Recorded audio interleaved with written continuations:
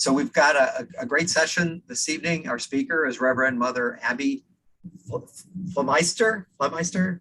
That's Flemister. right. Thank you. You're welcome. And I wanted to kind of just quick review our procedure. Again, we do ask the audience to mute themselves, and possibly, as was suggested,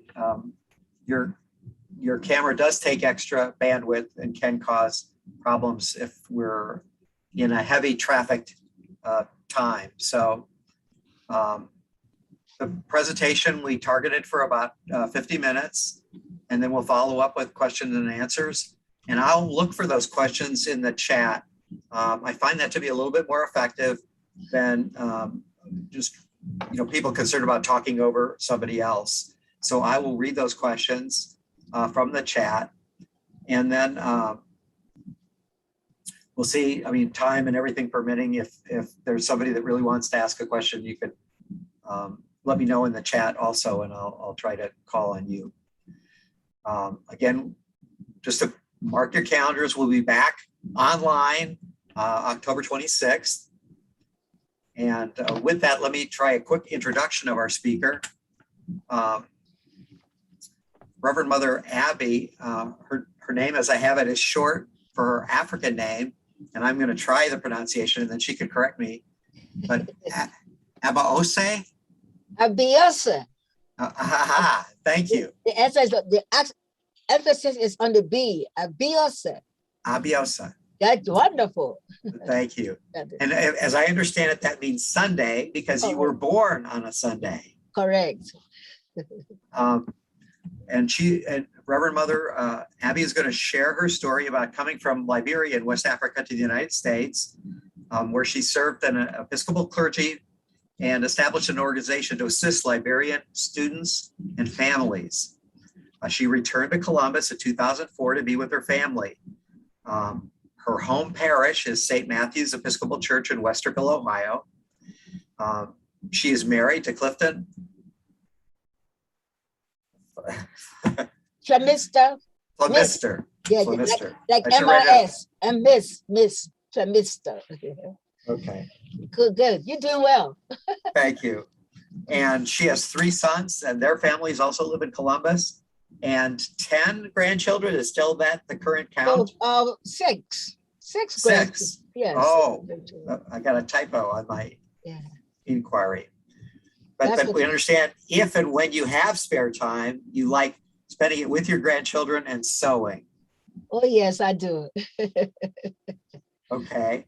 With that, then I'm going to share my desktop, and I'm going to open up the PowerPoint.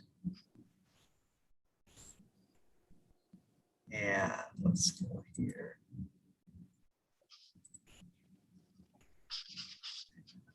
Start it. Not that.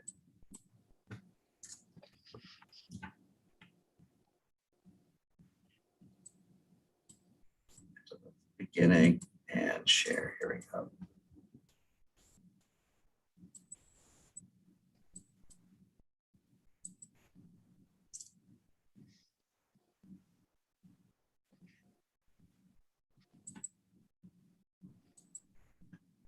Is that visible?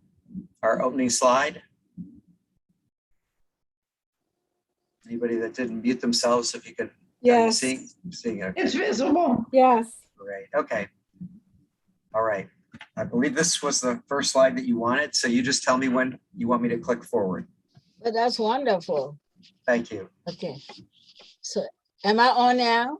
You're on. Okay. It's all thank yours. You. I apologize if I'm a bit late. I had some family issues this afternoon to pick up my grandson from Westerville High South School and all of that. So I'm sorry I didn't have the time to the T.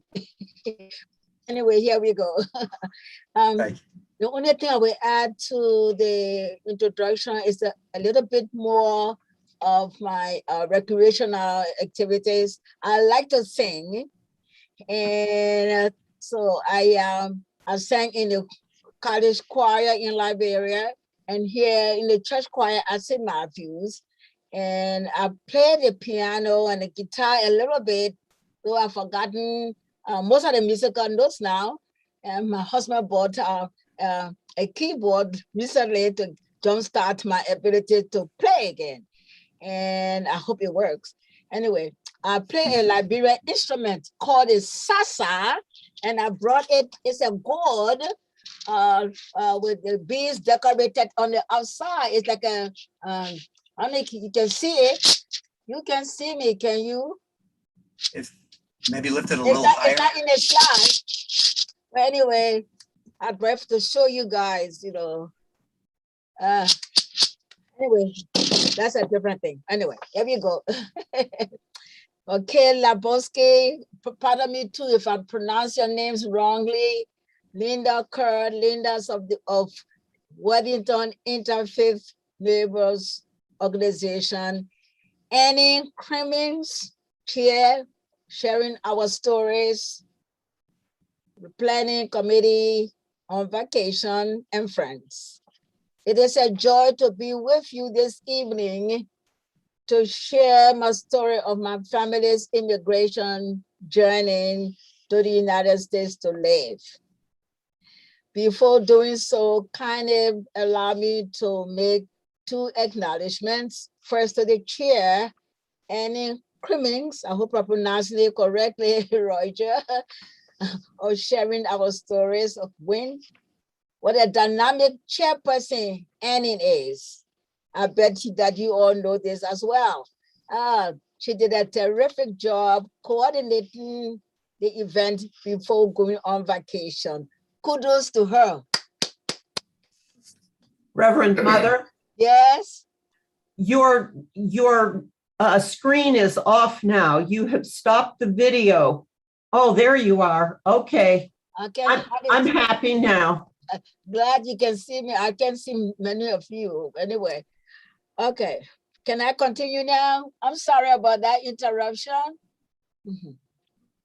I wish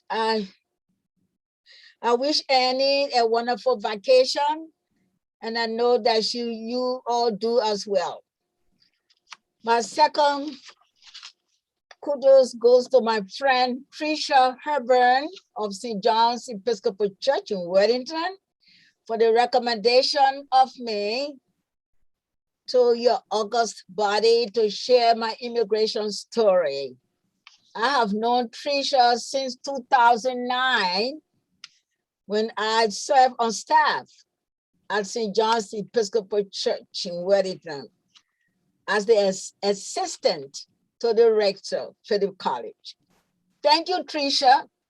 I had no idea that you have cooked up this idea so beautifully since January 2020. Good cooking, Tricia. Can you share your recipe with me? Now, Annie requested that I speak on the following points: where I'm from, and some general information about my homeland, my decision to immigrate to the United States, my early experiences in the United States as an immigrant, how I established my new home here, what am I doing now, my church, work, and people, etc. Annie requested some visuals to accompany my presentation.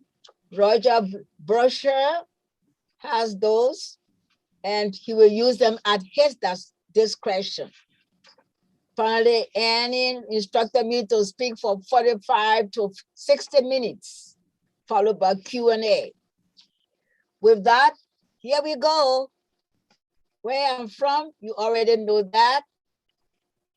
And as an addendum, I will say Liberia is located on the west coast of Africa. Roger, you may change slides. The Republic of Sierra Leone is on the west. the Republic of Guinea on the north, the Republic of the Ivory Coast, known as Côte d'Ivoire in French, on the east, and the Atlantic Ocean to the south. Hometown is Rabosport. Roger, you may change. And in the Atlantic Ocean, and is noted for surfing in Africa and perhaps in the world. Rabosport is very beautiful and scenic with a lake and a mountain. The main industry is fishing. Liberia is 174 years old. She was founded by free slaves of African descent who immigrated to the place on the west coast of Africa known as Liberia today. Liberia means freedom, liberty. In fact, the Liberian Shield has these words as motto: the love of liberty brought us here. The immigration to Africa began in 1819 during the administration of the sixth president of the United States, James Monroe. Immigration continued after Liberia declared her independence in 1847, but to a lesser extent. My husband's family, for example, were among those who immigrated after independence. They did so in 1950. 1822 is the official record of the founding of Liberia. Several philanthropic societies participated in this enterprise. Among them were the Maryland Philanthropic Society, Philadelphia, but the American Colonization Society was the prominent one because, as understood, was recognized by the US government. The capital of Liberia, Monrovia, an extension of President James Monroe's, is so named in honor and in appreciation of the president during whose presidency the immigration endeavors to Africa began. Reasons for the immigration were basically twofold. One, the subjugation of free people of color to segregation, the denial of equal rights and economic opportunities to people of color when free. The Liberian industry is a twofold: agriculture and mining. Demographics, there are 16 principal indigenous tribes of Liberia, among whom the immigrants settled. English is the official language and taught in schools. I was born in an English-speaking and an educated family. My mother had two professions, teacher and a nurse later. My father was the business manager of the Episcopal mission in my hometown, Rabosport. I was one of 6 children, the 5th to our parents, Philip and Hannah Bowen, of 5 girls and a boy named Philip also. I attended the Episcopal schools in Rabosport, graduated from high school, and matriculated at the Episcopal College, Cottington College, and Divinity School, located 120 miles from my hometown in Bond County. I received my BSc in elementary education. I taught school for about 18 months in my hometown, my alma mater in Robertsport. Then I was awarded a scholarship from the Overseas Department of the Episcopal Church USA to study Christian education. This scholarship was awarded through the recommendation of an Episcopal missionary, Miss Marilyn Robertson, stationed in Robertsport at the time. I attended her alma mater, St. Margaret's House, and the Episcopal Seminary of the Church Divinity School of the Pacific in Berkeley, California. I completed the prescribed courses of studies on time, 18 months, and returned and received my master's degree in Christian education and returned to Liberia. I was appointed the director of Christian education of the Episcopal Church of Liberia by the missionary Bishop then Dillard Houston Brown. I married my husband, Clifton Flemister, and we had 3 beautiful sons. We were comfortably situated, had our own house that we built on a half acre of property, lots of space for recreation for our children. Our children played with their neighborhood friends and in an open field nearby. It was fun. We had 3 domestic workers caring for our children after school and doing the cooking and serving as night guards respectively. We took yearly vacations overseas, visiting families and church friends as far as to Sweden, Italy, the Gambia in Africa.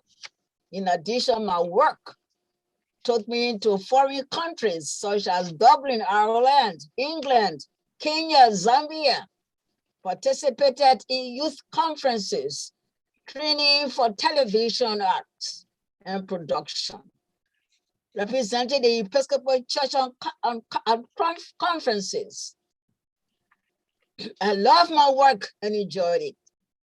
I love working with my people and others and in all sorts of ministries, organizing conferences for the youth, teacher training and writing of curriculum for the Sunday school, youth camp, and so forth. My husband was self-employed. He and an older brother, Bob Flemister, established the first electronics in the 50s. The firm had 25 employees and so many clients, including the Liberian government. Now, my decision to immigrate to the United States was purely of 2 reasons: political and security. My husband, deeply concerned about the safety of our lives, and rightly so, that we might not be in harm's way, decided that we leave the country for a while until the country was returned to peace in what was brewing anonymously.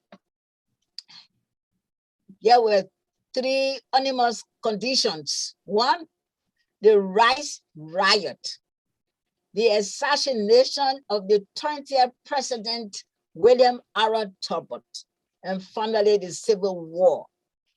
The rice riot, I will introduce that topic in this way. Call to mind the Bread of Rising revolt in France in 1789 that led to the overthrow of the monarchy, although the poor economy contributed to that cause mostly. Anyway, the high cost of bread, the staple of France, and the masses could not afford it, was a tipping point that toppled the monarchy to what we have in France today. The rice is the staple of Liberia. The government increased the 100-pound bag of rice by 30%. The ordinary family could not afford the cost. That led to there was a social economic unrest in the streets of Monrovia. And as we know, the character of unruly demonstrations, the same was true in Liberia.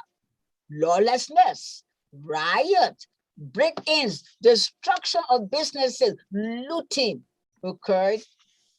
Associated with the rice riot was anti-sentiments toward the descendants of immigrants to the country in 1822. They were known as Americo-Liberians, as we will say here, for example, of the immigrants to this country, Italian America, Irish America. That was the same in Liberia, indicating in our case that they never did integrate with the indigenous people of Liberia. Rather, they carry on a policy of separatism, held mostly all the significant positions in the country, including the presidency for 133 years. Against this backdrop, my husband's older brother, Bob, who founded F&F Electronics for 25 years, and with whom my husband partnered for about 12 years, packed up his bag and with his wife, Joy, and their 4 sons left the country. Their first child, Lois, and her husband, Mike, and American citizens were already living in the United States in White Plains, New York. My husband, Clifton, thought to weigh out the political scene for a while before making up his mind. So the anti-sentiment against the descendants of immigrants escalated to a fever pitch. 16 enlisted men of the armed forces of Liberia, headed by a master sergeant Samuel Kanya Doe, stormed the president of Liberia's residence in the executive mansion and assassinated the president, William R. Todbot. My husband then, fearing that the country would descend to a political abyss, wasted no time in going to the Episcopal bishop, now an indigenous bishop, George Daniel Brown, to get permission that I leave the country for the United States for about 3 months.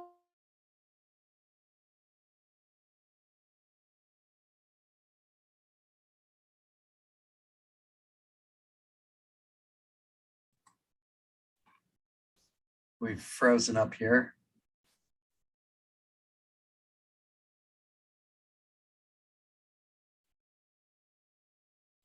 Reverend Abby, I don't know if you can hear us, but you've frozen.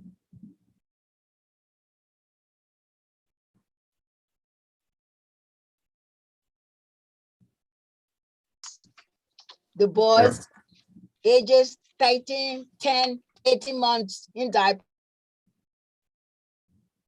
International Airport in June 1980.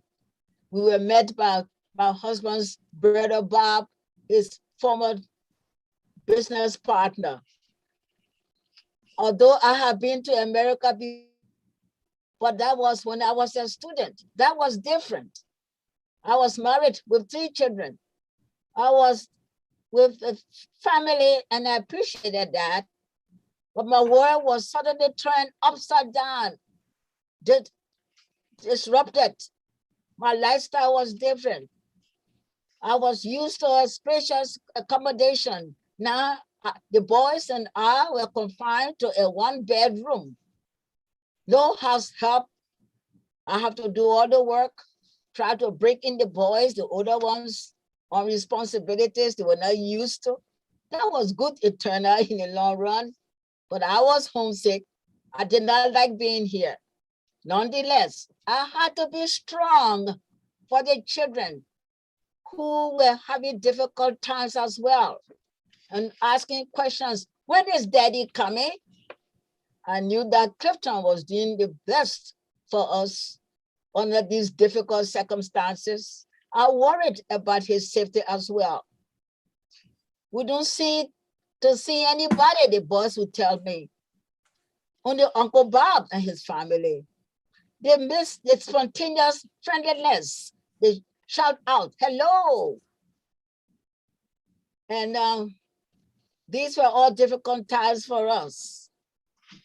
Anyway, depression set in. I had no professional connection, no church affiliation.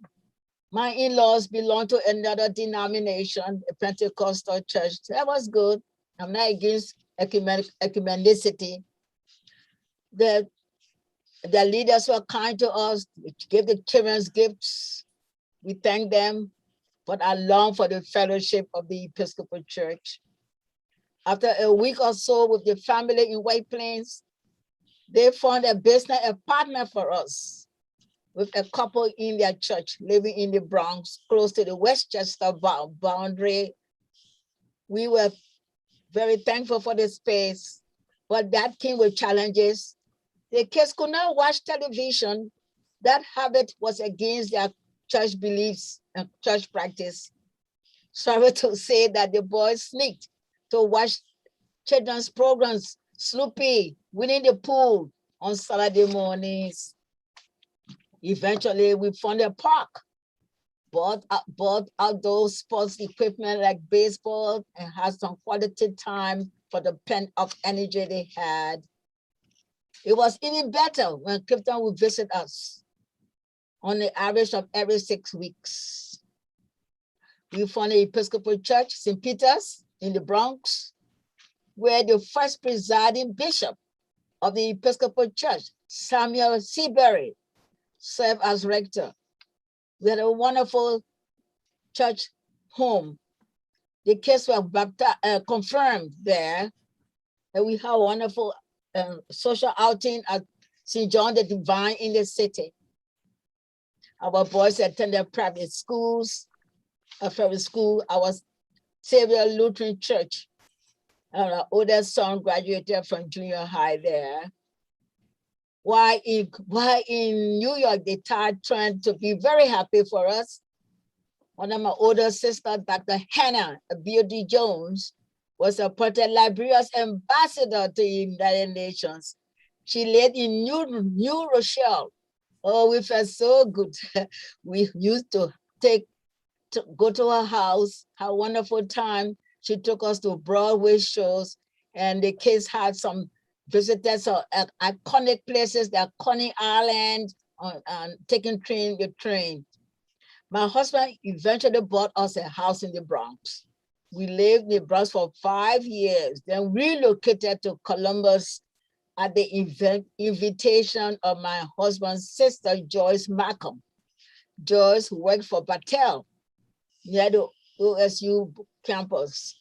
Joyce had told Clifton that it was safer and better to raise children in Columbus than in New York. And we found that to be true.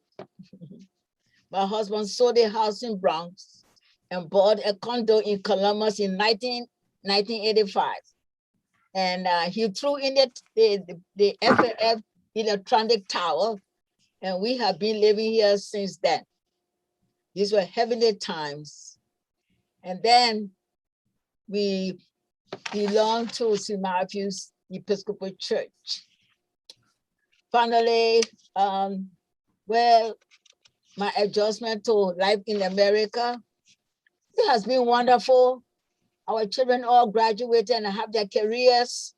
Our oldest son graduated from Franklin University, majoring in communication, joined the Army. He's a captain in the Army. Our middle son followed his childhood dream to be a pilot. Now he is a trainer of pilots at near Air Safety and AirNet near the John Glenn International Airport. Our youngest, who was in diapers when we came, got his associate degree in early education And now he's transitioning to the PISA franchise because of COVID. I've adjusted very well in the United States. I have been able to travel back and forth to Liberia. In fact, I led a mission trip female mission trip in 2018. And then my last trip was December 2019, just before COVID. I have many, many friends here. And you are among my newest friends, members of WIN. What am I doing now? Beginning with, as God told Moses at the beginning of the first religious year, that you should establish and celebrate the Passover. I regard September, this month, as my holy month of ordinations. I was ordained to the Sacred Order of the Deacons on September the 14th on Holy Cross Day, and priesthood on July the 29th tomorrow, with maybe 23 years as a priest, Sacred Order. I would like to conclude my immigration story by saying briefly how PIMO started. It started from the Civil War. My only brother was killed, unfortunately, and grief-stricken, I went to church, and the Lord spoke to my heart and said to me, why don't you establish a program that will counteract the violence that took your brother's life and 250,000 Liberian lives? And that's how PIMO was started, to offer education opportunities to the boys and girls to attend school and realize that God gave them gifts and talents to be productive in society. Because the warlords, 4 of them, were conscripting these young boys and girls in the militia and creating havoc. And so today we can say we have sponsored over 1,000 students, and it's continuing. Let me conclude by saying that I'd like to commend WIN for establishing this wonderful forward-looking organization to allow someone like me and others to share our immigrant stories, to encourage others in their faith.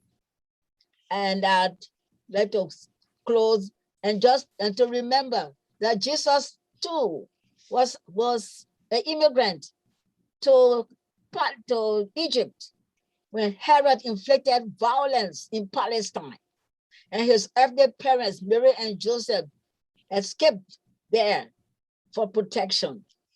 So we too, we continue, the journey continues, but we shouldn't forget the motherland and what we can do to make it better for others. Yes, that's very good. Fundraising for female.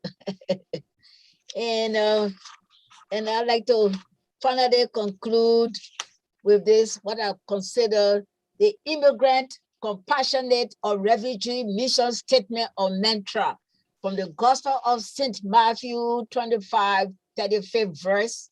For I was hungered, and you gave me meat. I was thirsty, and you gave me drink. I was a stranger, and you took me in. By the way, I took that picture. That's from my hometown, Roger, everybody. I took that photo. I took photography from Bronx Community College when I was living in New York. So that's the end, Roger and members. That's the couple of the mission trip that I led. Back to you, Roger. It's over. Thank you all, members. And listen for your questions. I'll come back. Thank you very much. I think there's a couple more slides you might want to just comment on. Sure. That's St. John's. When I was serving there, that's part of Philip College. And then that you could see Abby there. And that was the Outreach Mission Committee of St. John's at that time. I think this was about 2000, probably 2013 or 14. That before the church. These are some nursing students the matriculation celebration in Monrovia. And I want you to know that Trisha children, and her family sponsor these children. This is a mean lady, Hawa. Hawa is so happy, and she's thrilled to have Trisha for a sponsor. She's in nursing school. Yes, part of the celebration. Yes, they are so happy in Liberia now. Yeah, they are future nurses. And our mission statement, you will see there.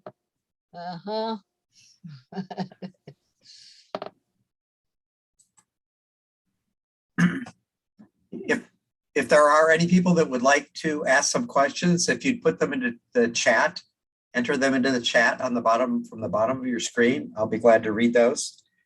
And as those may come in, I did have a question. You mentioned about 16 tribes in Liberia, 16, and I read I'm that there sorry, were 16, 16. Yeah, 16. Yes, 16. And I thought I read that there are 24 languages. Wow. No, that would be, what you call dialects of the principal languages. There'll be dialects of the principal language. For example, let's take Ireland. You have Gaelic tribe, the Gaelic language, and you might have splinter understanding. Okay, I was wondering how hard it was to communicate, but that's why we have English. That's why English is the official language, because it's very difficult. And by the way, we have what we call the pidgin English. That's the language of the street, the English in the street, language of the street, like Creole. Have you heard about Creole?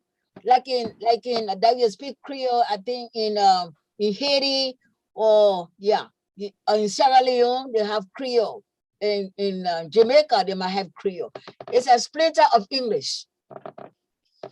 You have your Ebonic. I think you have Ebonic English one time in California, starting out something like that long time ago. So the same idea. Yeah, we have street English in Liberia. I had read that Liberia is a fairly poor country, though it may be rich in resources. They haven't been developed.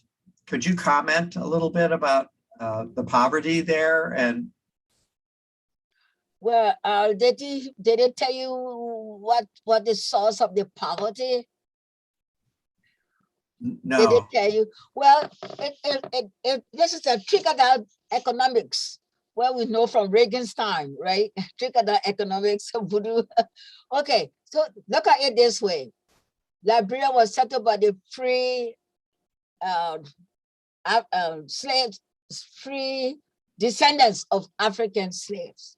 So they control the economy of the country. So they were about one fourth of the country. They control everything, the economy, the social life, the political life. And so what came down was just trickling down prosperity for the masses. So we live by subsistence farming. That's why we are poor. And then we don't have modern tools to do agriculture. We are an agricultural country, but we don't have the modern technology of farming and all of that. And so it's just from hand to mouth, and it's poor. That's what is happening. And you have countries like from here, we have Firestone, from Akron, Ohio. We have Goodrich there, and some of our students trained through PIML. They are working as CEOs for Goodrich. But still, it's just if you're not educated, if you don't have the means to send your children to school, you are still down at the totem pole of the ladder to bring up the children up to that level, the economic level, to earn their livelihood, to be productive to society, and to raise themselves, what we call from the president who was killed, President Thornburg, from mat. Mat is on the floor. From mat to mattresses. You have to raise yourself from mat to mattresses, and we don't have that middle class yet. Yeah. What something that's very in the news here, obviously, is the COVID virus. Okay, sure. How has that affected Liberia, and are they getting vaccines out in Liberia? Is there any resistance to that? Good question. They okay, number one, they are getting some vaccines. There is a strong resistance to. I don't know that name. It starts with A. Exact. What's called that vaccine name from India? Manufactured by a company in England, and in India. That was the brand that went to Liberia first. You remember that exact? It starts with A. Exact tech something. Anybody can help us out? What's the name of that vaccine that came out? Well, people are leery of it. That's a vaccine that went to Liberia, and people were leery about it. You see, they are so gathered in. Yeah, that's a AstraZeneca. I can't pronounce it. Thank you, that person. That's the name of it. Anyway, let me tell you something. Liberia feels so close to America because of our heritage. And so if something does not come from America, the thing is not good. Unfortunately. So that was the vaccine that went to Liberia first. And people say, oh, no. We want Pfizer.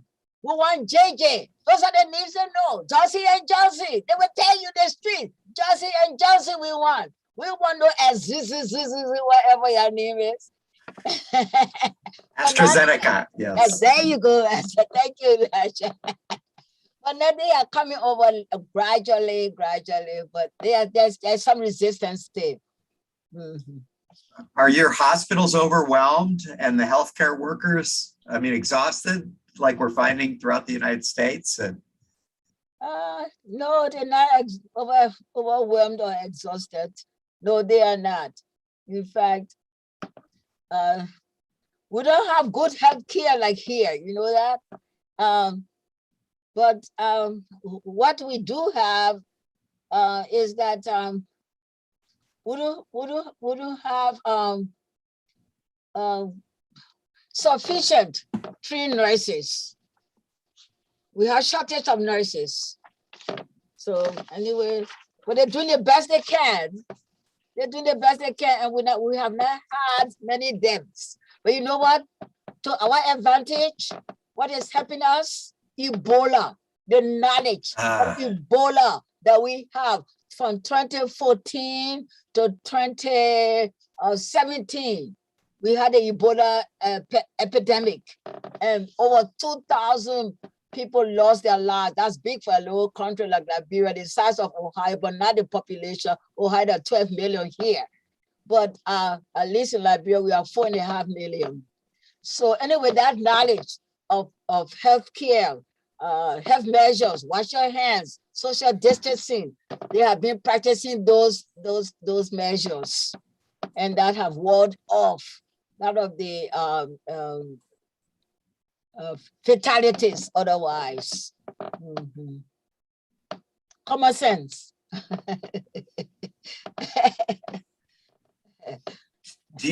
What is the immigration status between, if you had friends or family that wanted to immigrate to the United States now,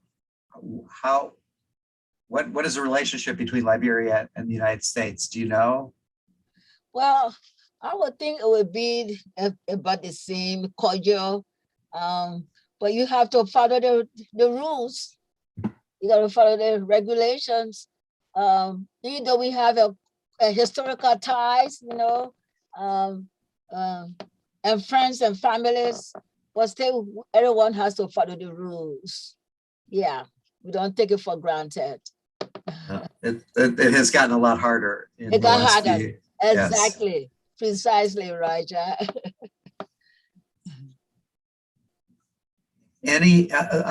You mentioned originally you were lonely.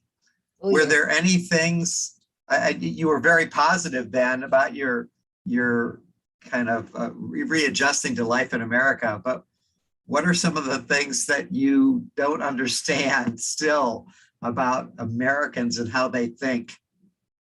Is there any things that stand out? No, actually not really. I think the fact that there are two things that come from my answer. One, I'm married to, my husband was originally from here. His birth state is Tennessee, Chattanooga, Tennessee. Then Chicago. From Chicago, Illinois, they went to Liberia. And then I came here for school. I mentioned I went to Berkeley, California, but that was long time I was a student. And coupled with that is the fact that the church is a wonderful society, and church organizations such as WIN, breaking us in, helping us to accept everybody. Because God accepts everybody. And then the open-mindedness. So I have not had any real difficulty my children to break in. And the fact that our lifestyle in Liberia was one of accepting everybody and not looking down on anybody. And when we were coming here now as a family, my husband said to me, you're not going to add to the social economic problems of America. What did he mean by that? He was African, that's the American, like, what should I say? African American, okay. African American, I went to Liberia. So he knew all the social problems, all the social economic problems of Blacks in this country. So I was coming in a different status as a wife, mother-in-law, and you're not going to act like a pauper. You are independent, Abby. You don't act as though you need hand out. All of these things. So other than help me not to, but to add to the society. And I have a wonderful time. I'm still having a wonderful time. Good. There was a question here. Have you been back to Liberia since your mission trip in 2018? Yes, that was 2019. 2019 was your last trip? Yeah, my last trip. And it was church sponsored in a way. Our diocese, the diocese of Southern Ohio, was establishing a relationship, a companion relationship with the Episcopal Church in Liberia. And so one of the ladies that were on their trip that were in 2011 passed, and I was going to her funeral. And that was my last trip. And her funeral was in early December 2019. Had you noticed any significant changes? From when you left to 2019, or at least from the last couple trips? Oh yes, it's overcrowded in Monrovia, the capital city. Oh wow, I don't know how people can navigate themselves, how they can move about.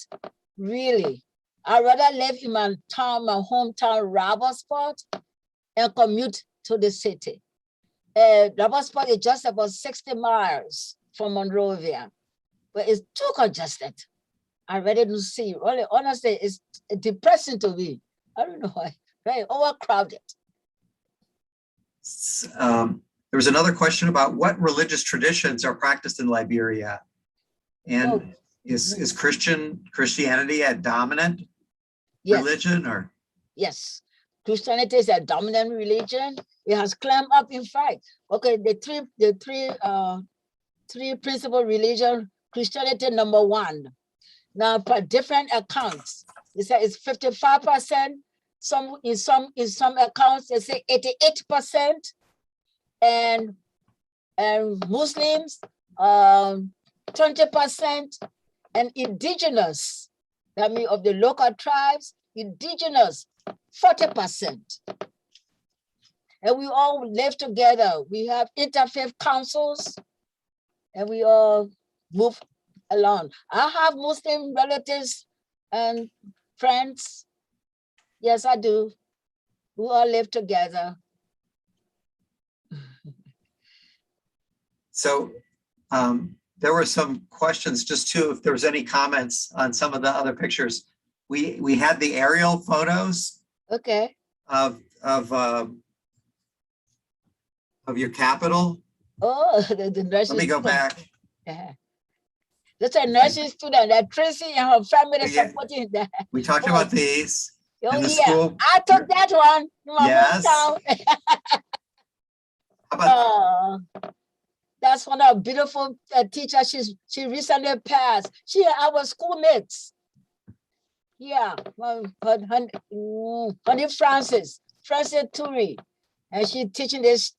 This is when I went there by myself. I've been home 3 or 4 times. The last time was the 2019, and then I went. Whenever I go home, when I go to Liberia, let me say, I go home to Robert Sports. I love my Robert Sports. Now this is St. John's. Now these are some of the leaders.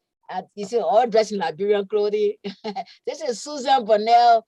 This is Ellen, and Ellen last name now. Forgot her name. Hit. Yes, me. That mean when the children giving them food, ration, giving us sweets. When I go there, I go to the recesses on, and I go visit them and get them sweets, candies, whatever I have in my bag. But I love being home. I think this was in 2018, and then the kids, yeah. That's the campus. That's the campus of the Episcopal Elementary School where I did high school. Now, there's a story behind that. That the building behind that, I didn't put the building in the picture. It was the first hospital, missionary hospital in my hometown. But you can see it now. Then it turned to became a high school. That's when I was there. And then it is the elementary school for the kids. And guess what? Trisha, are you listening? Your church is going to run safe drinking water for the kids to their school. See, John does a whole lot.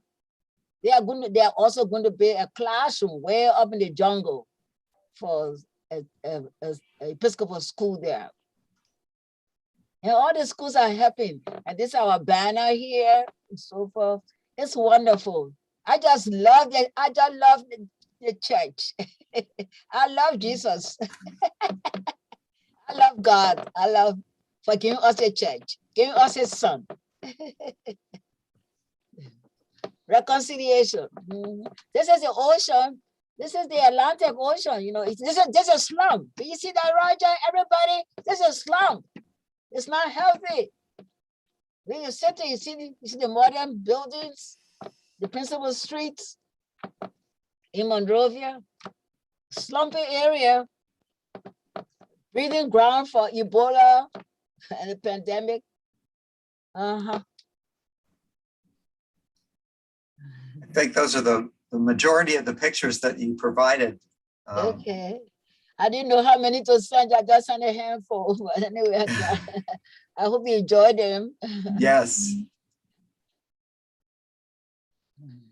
I believe we've covered all the questions so far. So we really appreciate, I think your love of God comes through your smile. Oh, thank you. Thank you very much for sharing your experience and taking the time to help us appreciate your country. But thank you. Thank you for bringing us closer in the body of Christ. Amen. Amen. All right. Well, thank you, everybody. And we'll see you in October. And thank you very much for attending. Thank you. Did very well with the slides and everything. It was wonderful, coordinated. Thank you. Thank you. Say hi to Annie for me when she returns. Absolutely, will do. Oh, yes, it's Sasha. You can see it? Roger, can you see it now? So, yes, we can see it very well. You can hear it?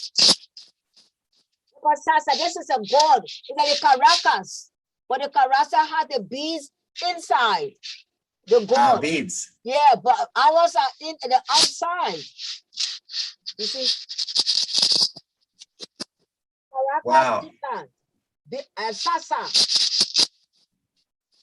And do you have one to go with every outfit that you wear? I noticed it's coordinated with your green. Yeah. Well, this is no, it's just decorated like that. It's just a coincidence. Good observation. Power observation. All right. Well, Okay. thank you. Have a great week, everybody. And again, thank you for joining. Thank you. Good night. Good night. Wow. Oh, you scared me like that. You didn't hear me coming?